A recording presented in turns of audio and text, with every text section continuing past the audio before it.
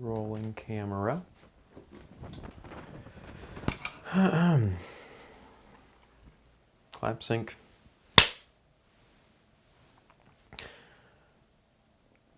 All right, this is going to be a longer video, so I might as well just start. So I figured I'd just walk through every single, step of the way in the making of Daylight Again.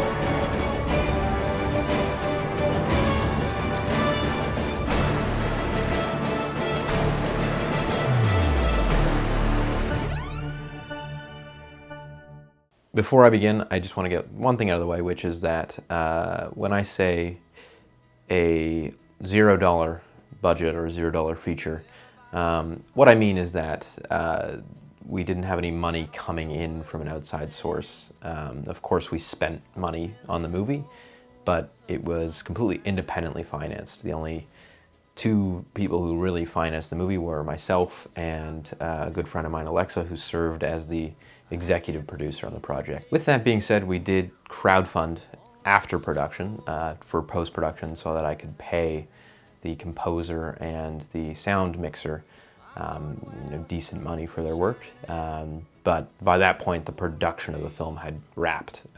We shot the whole thing, so even if the crowdfunding was completely unsuccessful, we still would have obviously completed the movie, would have finished it.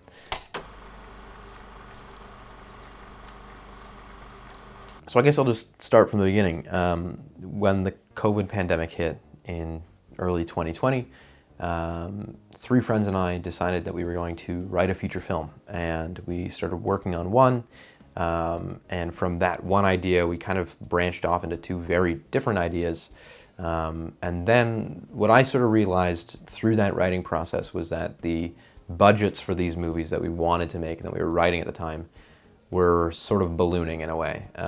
There wasn't really much of a way that I could see us financing them unless we went to outside financing, which is obviously really difficult to do. And so while we were working on those in the group, I sort of decided that I wanted to write something that was more doable at the budget level that we had, which was essentially nothing, and just using the equipment that we had. So I got to working on Daylight Again with Michael McCreary, who I made the original Hector short film with.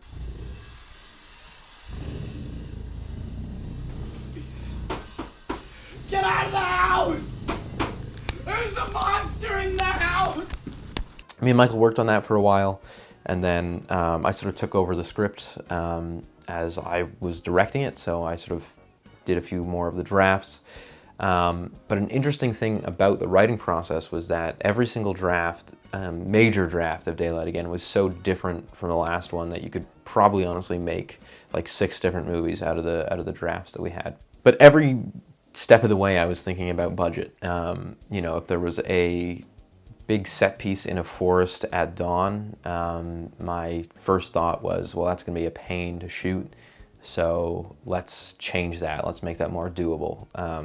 We don't really have the infrastructure to bring like a generator and a crew out to a forest when the sun is setting or when the sun is rising.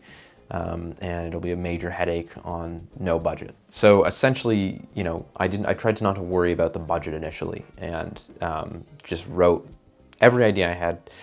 Me and Michael and Blair and Mandy all kind of worked on it together and bounced it back and forth. And then at the end, when I was writing kind of a more finalized draft, I decided that was when I would have budget in mind.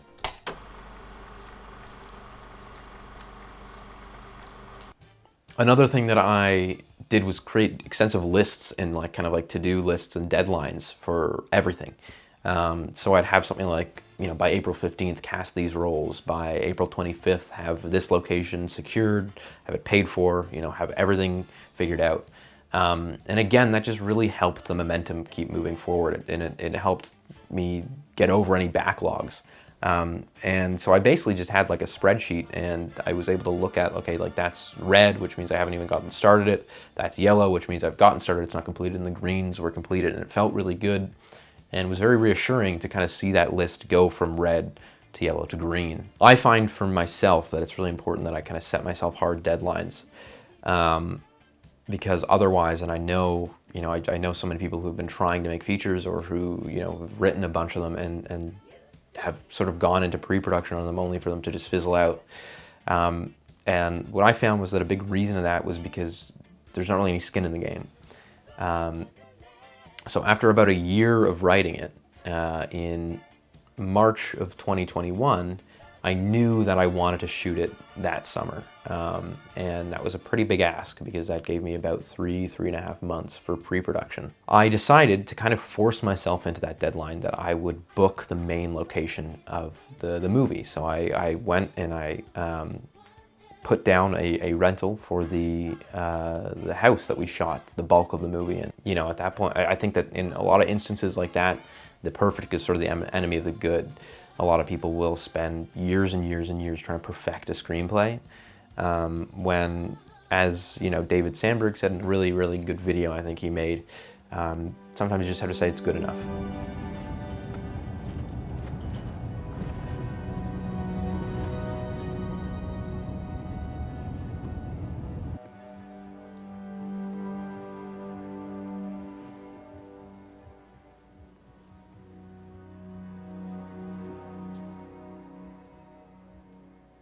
So yeah, I booked the first location. I knew that I had just a few months to get everything organized. And then came sort of casting. So I had one person in mind, Rio, to play Maggie. I sent her the script and she said yeah. And then came the difficult part of casting everyone else. I initially had no idea who I wanted to play Peter. And that was obviously kind of a big deal because Peter is the other main character. He's the co-lead of the movie, and I needed to get someone really right for that. I knew that, you know, if that was casted wrong, then the movie wouldn't really work. And luckily I found a person I used to know. I used to go to camp with him, and you know, we still had seen each other recently. A guy named Devin Bell, who was very generous in wanting to do the movie. I sent him the script and he signed on, so I had the 2 leads cast. And then came the process of just basically casting everyone else, which was a lot of just Facebook posts about, you know, I need people here. The other big step during pre-production was obviously location scouting. I knew a few locations around me that I wanted, that wouldn't be really an issue to shoot in, and I did some previs there. One of them was a restaurant that I used to bartend at, so I talked to the owner and my old manager, and they said we could use that location for free, which was great. There was actually one scene that I wanted to shoot inside like a big hardware store, kind of like an outdoor, I don't know, surplus store.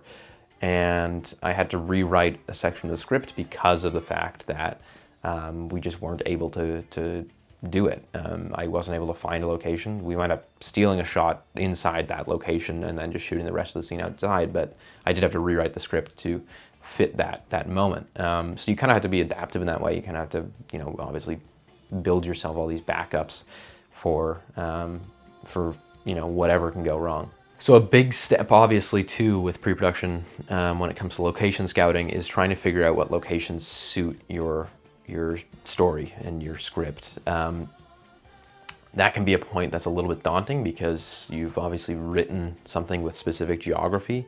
You know, if someone's walking from the kitchen to the bathroom, you're gonna hope that there's a bathroom on the kitchen where you get it. I was relatively lucky in that the house that we'd rented was a house that I had stayed at for a birthday a year before. And I brought my camera for that and just got a bunch of B-roll. And I didn't even know that I was going to shoot the movie there at that point. I just kind of brought my camera for no reason. And I fell in love with the house. I thought the house looked amazing, and I thought the way that the light, you know, played with every room was really spectacular. And so I just decided that was the house. And because of that, I knew in the script I didn't really have to change anything. I wrote it for that location. Essentially could then plot out the blocking of each scene just in my head and put that into the shot list without having to worry about later on switching things up.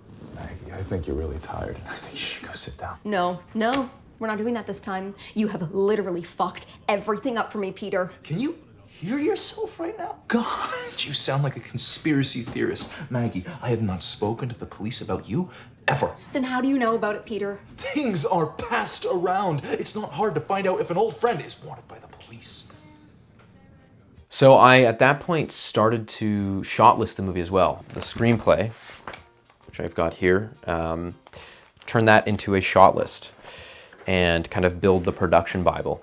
So the shot list, I've got a very specific way of working with the shot list, which is I kind of build two of them. I build the chronological order of the shots, so every shot in the movie in the way that it appears. And then I've got these location shot lists. So these were just little printouts of every shot we needed to get at each location on each shoot day. And that really helps because you just basically can see, you know, at a glance, everything that you need to do. After building the shot list, I was able to kind of get a better idea of what the scheduling was going to be like. And so every day I had the location, I had the date, I had the cast and crew that were needed, I had the equipment and props, and essentially what scenes were going to be shot that day. And then I got into kind of the later stages of pre-production, which involved rehearsals. The rehearsals were immensely useful. I'd never really gotten the chance to do rehearsals with actors before, but it's now something that I would like to do every time. A big help in the rehearsals was this, which is a director's viewfinder. You can get versions of these for only a few $100s online. And what this enabled me to do was literally get down, you know, on the floor, or, you know, just essentially look through at any of the rehearsals. So while we were doing the rehearsing, I was also blocking. I had my shot list there as well. And what that allowed me to do was there were scenes that had 5 or 6 shots in them. And during the rehearsal, when I had the viewfinder with me, I could go, actually, we can do this in 3 shots. And I wound up cutting so many shots out of the movie because I just realized that the simplicity worked better.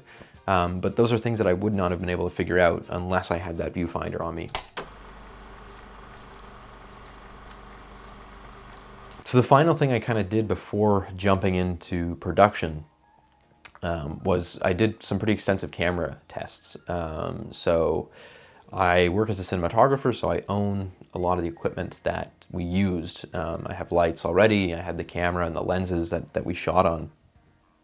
And so I basically just went around my own house and kind of tried to mimic the lighting situations that I have at each location. So I went into my basement and kind of blocked out the windows and shot the, you know, just a little bit of a test as to what the location would look like at night.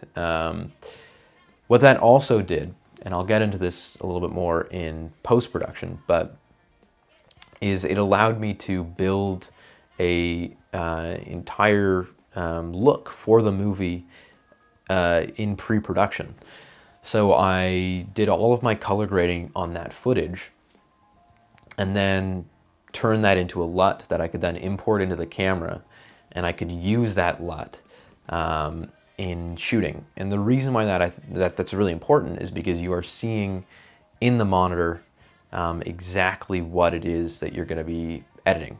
And of course I made tweaks to it, you know, in post.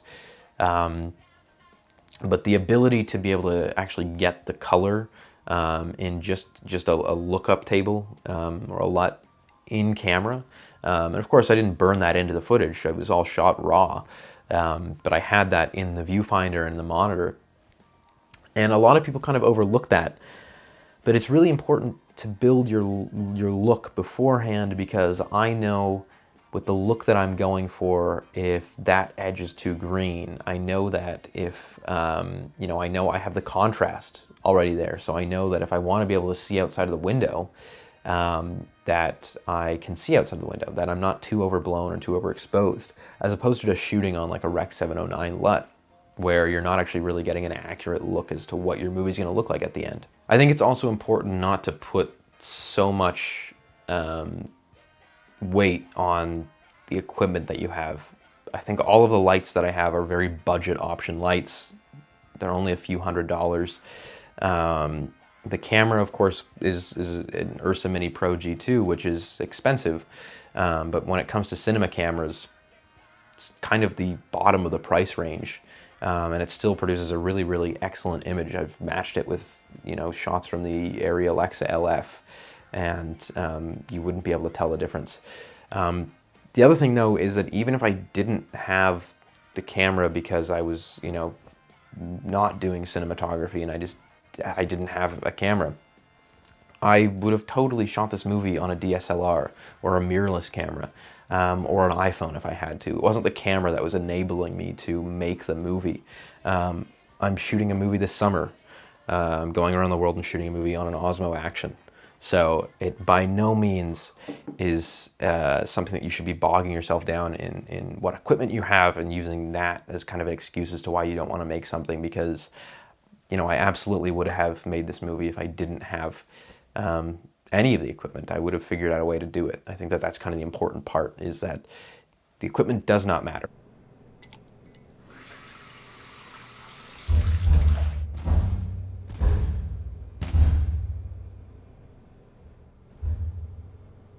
I guess to wrap up pre-production, I'll just say you never really want to be figuring things out on the day.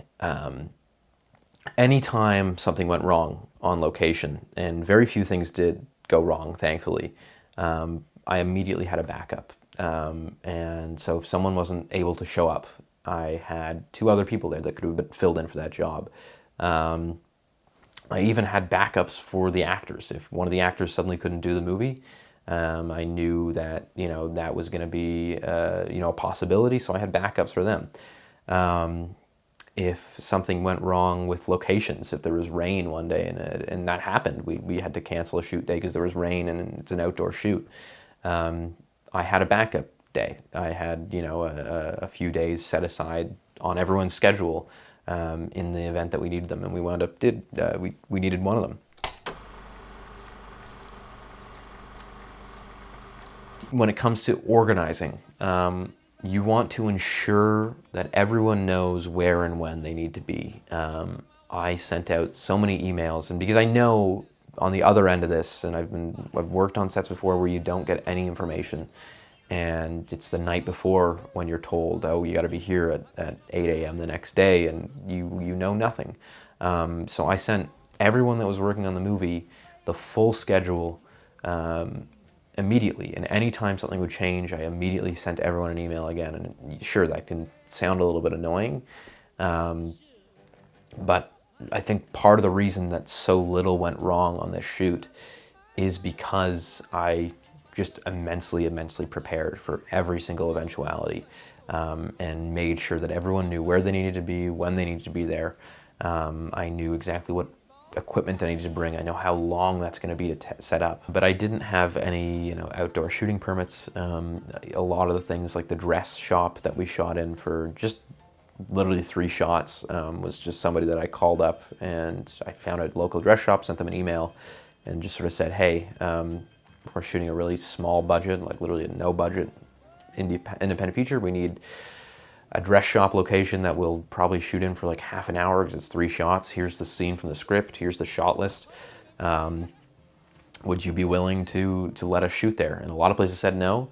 One place said yes, and they were immensely helpful. They were very, very kind, and actually wound up giving us a tip about that they were opening a new shop closer to where we were shooting the movie, and they were like, if you want to shoot there, come shoot there. And so we did, and just working things out that way. As I said, the restaurant, I just went to an old boss of mine and sort of said, hey, I'm shooting this movie. Do you think we can come in when you're closed one night and shoot the scenes that we need? The extras, a lot of the extras in the movies were friends of mine that I just, put something on Instagram and sort of said, hey, anybody who wants to be in the movie, come here at this time, let me know, and I'll get you in.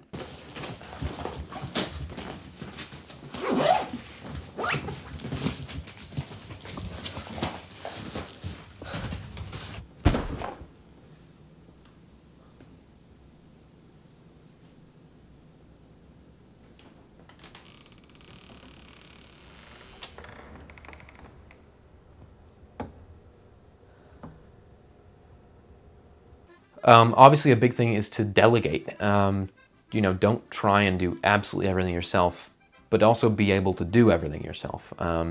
You know, make sure that you can communicate. You know, I don't do sound. I don't do like boom operation, but I'm able to communicate with my boom operator to know what they need. And I know that obviously sound is like of utmost importance.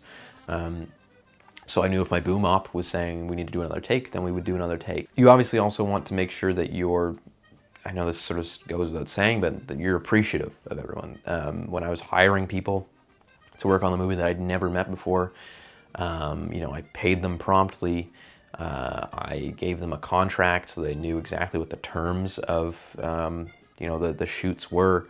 I gave them the dates early on in advance, let them know what we were going to be shooting, what the, you know, weather was going to be like, everything. I fed, you know, obviously I didn't have a lot of money, but I could order a few pizzas so that everyone was happy, nobody was hungry. I've worked on a lot of movie sets where it's been kind of a miserable experience, and I have no desire to go back and work with those people again. And I don't really want to start that trend for myself.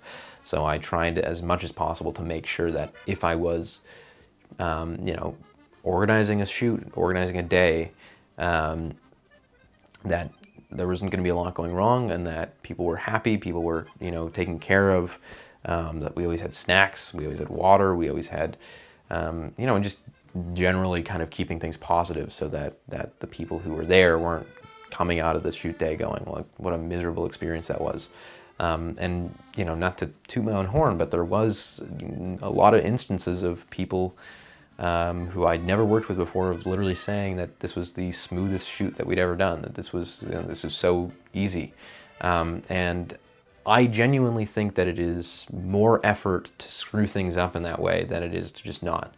Obviously, doing a production Bible is a lot of work, and organizing and setting deadlines for yourself and making sure to send out emails is a lot of work. But it winds up being more work if you don't do that. You know, if you just show up on set and have nothing organized, you have nothing prepared, nothing planned, and you don't have a shot list to go off of, and you don't have an estimated time, then, you know, you're just going to spend more time and more effort trying to solve those problems that arise. And that was why we had pretty much a problemless shoot. Every single shoot day we came in either ahead of schedule or exactly on schedule. We never went over. I built redundancies into every plan. When we were at the house, when we were at the cottage, the main house location for the movie, one day was a really long day, but I knew that I had left another day empty. And so there was a point where we got like halfway through a scene and everyone was so tired, and I just sort of said, you know, let's do this scene on Thursday. I know that, again, there's a lot of horror stories about people's first features, but I don't think that I'm the exception in that things went really well. I think it just, all that really matters is that you take care of planning things. When it came to post-production, I'd kind of been editing the film as we shot it. And with that, I'd had a temp score. So I had sent Catherine, who was my composer, the tracks that I sort of wrote the movie with, because I tend to write with music a lot. It kind of helps me like shape out a scene and kind of get timing of things. So I sent her all the music that I had written the movie to and that I was likely going to edit with, so that she sort of knew the vibe I was going for. It was a lot of Johnny Greenwood and Phantom Thread, and Bernard Herrmann, you know, Hitchcock stuff. And so what that wound up meaning was that Catherine had a pretty good idea of what I wanted from the beginning. The look of the movie, I think, is something that is really defined. I knew that I wanted to do film emulation for this. I've been working on film emulation for, you know, nearly 4 years now. And so I have my process. Dehancer was a big part of that. This video isn't sponsored, but if you do want to purchase Dehancer, you can actually use a discount code, get 10% off with the code POSTROMO. I'll put the link in the description. You can also download the LUT that I built for Daylight Again. But I knew that I wanted to do film emulation. So as I said in pre-production, when I was doing camera tests and things like that, that I had already built all that stuff up. And so through that, it was actually a really simple post-production process. I cut the film together, and while I sent it off to people to kind of get feedback on, you know, the edits and, you know, what worked, what didn't work, I would kind of in between those moments work on the look, and just to get everything really, you know, right and exactly where I wanted it. And it went through a few different looks. There was some minor tweaks, as I said, from the initial LUT that I created before production into the LUT the look that I wound up with for the premiere. And then the last thing that I really knew I wanted was to have a premiere. I think that a lot of people go through these processes and don't ever really get to see them on a big screen, and I thought that it would be a really nice experience for the cast and the crew and, you know, all their families and friends to be able to see kind of the payoff.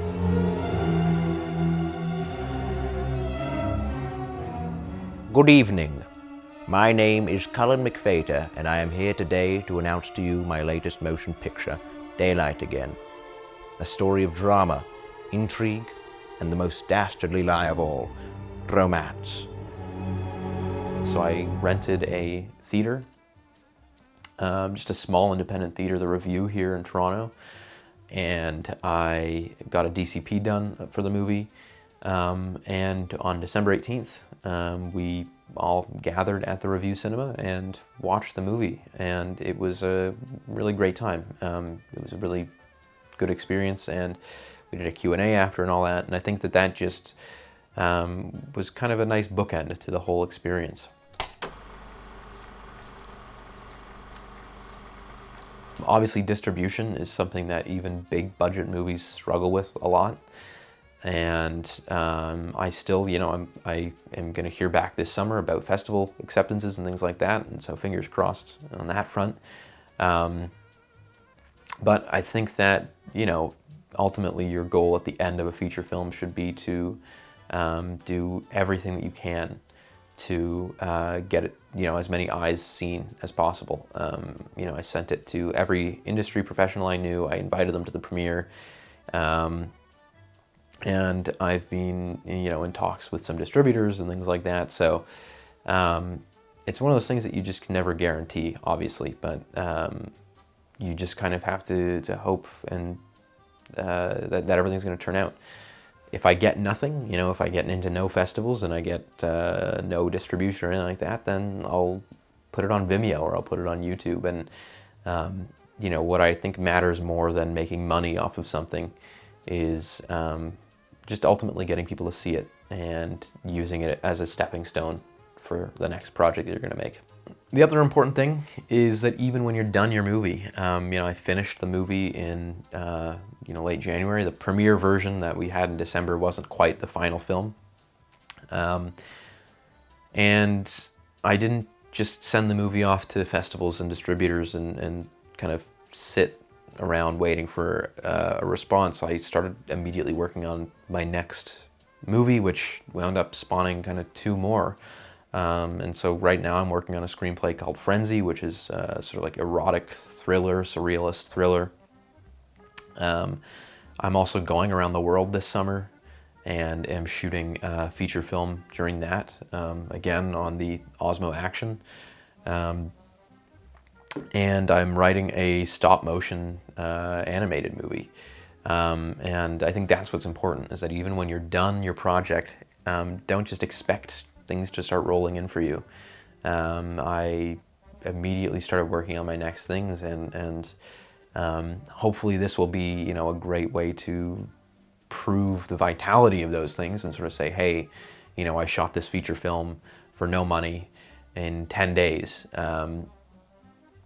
And ideally that'll be able to get more money for the next project. But even if it doesn't, I know that I'm still going to be, you know, making those things, and that, you know, the momentum is rolling on those, and I can use all the lessons that I learned on Daylight Again.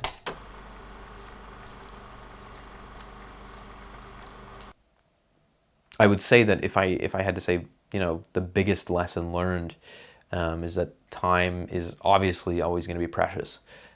Even though I had everything planned out really, really well, we had 5 days to shoot at the house and 5 other shoot days. So we shot the entire movie in 10 days. And that was because that was all I could afford. I wouldn't have been able to afford more days. And I think that was kind of the big thing, was just that everything went well. We got everything in on schedule. But if I had, 5 extra days at the house, or just, another 3 weeks of shooting, which would have been more than, what we shot at all, you can always use more time. And I guess that's not the most useful of lessons, because time is money and you're never really going to have unlimited money. But I think it really taught me the importance of making sure that you're well organized, because you don't want to run out of time on a day. Had I ran out of time, then I don't know what I would have done. I wouldn't have been able to afford to shoot anything else. So being that organized is totally necessary, because that's the only way that you're going to shoot something like this for $0 in 10 days. But thank you for watching. I hope this video has a lot of helpful information. Obviously, if you have any questions about anything I did, feel free to reach out in the comments, and I will get back to everyone as I can. I guess just if there's a takeaway to this, it's just, do it. Take a leap of faith and go into production on even if it's a short film. Always be making something. You have quite literally a full camera and sound kit in your pocket. Everyone carries around a phone these days, and so there's not really any excuse to not make movies.